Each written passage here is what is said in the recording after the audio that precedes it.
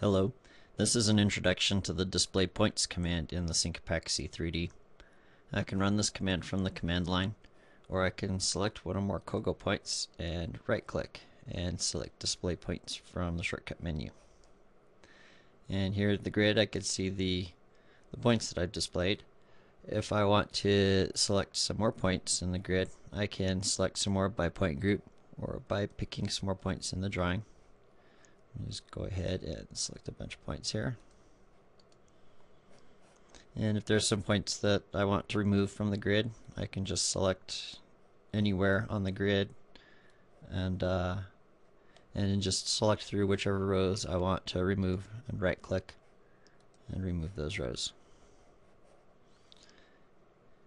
And as you can see, I have a station and offset for each point, and the station and offset is determined by whatever alignment I have selected up here.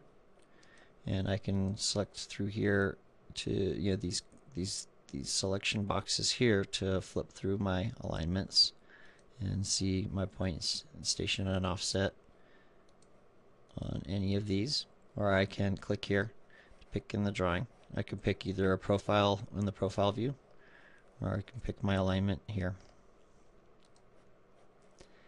In this grid, I can drag these columns to whatever order I want. So if I want to drag them into a different order, I can. I can sort forward or backward on any of these columns. And I can also, if I sort on either the raw station or the station, notice how the background starts getting this alternating white and gray. And that's indicating points that are at the same station. So you can see down here, like these 2 points are at the same station, 15 plus 2680. So they have the same background, and then these are at the same station, so forth. I have a bunch of fields that I could see here in the display. They even include over here. I got grid, northern, easting, latitude, longitude. And it even includes the profile elevation and surface elevation at each point, as determined by the profile and the surface that I select up here.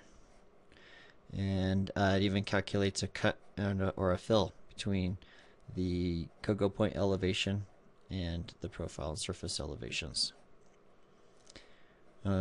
If I have some columns here I don't want to see, I can go ahead and hide those by just right-clicking and just selecting whichever stations I don't want to see.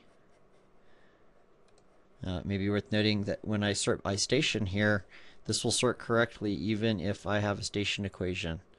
So for example, on this alignment right here, where I have a station equation here where 13 plus 45 equates, back equates to station 10 plus a pair ahead, we have some duplicate stationing in there. So you could see how I've got some 10 plus a pair stationing, and it goes up here up to 13. And after 13 plus 45, we're back to 10 plus a pair again. But even though I'm sorting by the station here, this is sorting correctly. And even if I reverse sort, it will still sort correctly. It won't get those all mixed together, so it continues to sort correctly. Once I have some layouts that I like in this grid, I can go ahead and I can save those up here.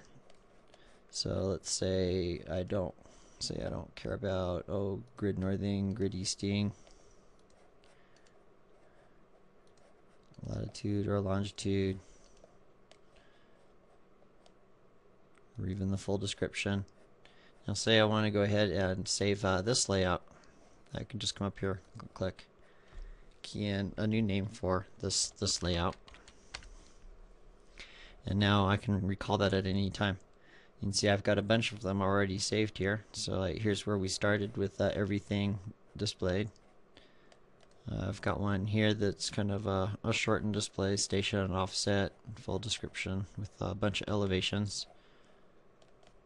And of course here's the one we just created. And I can also filter out some of these with this option here. So the hiding, I can hide any points that have an offset greater than this max offset I key in here. So with this 30 here, like points like this point here that's a 40.06 left, and then this one here that's a 30.37, those will disappear if I turn on this option since they're further than 30 feet from the alignment. And see, now I've got just the points that are within 30 feet of the alignment.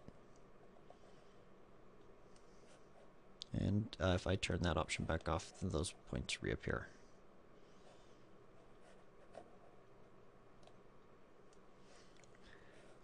And that's just a brief introduction to just some of the capabilities of the DisplayPoints command.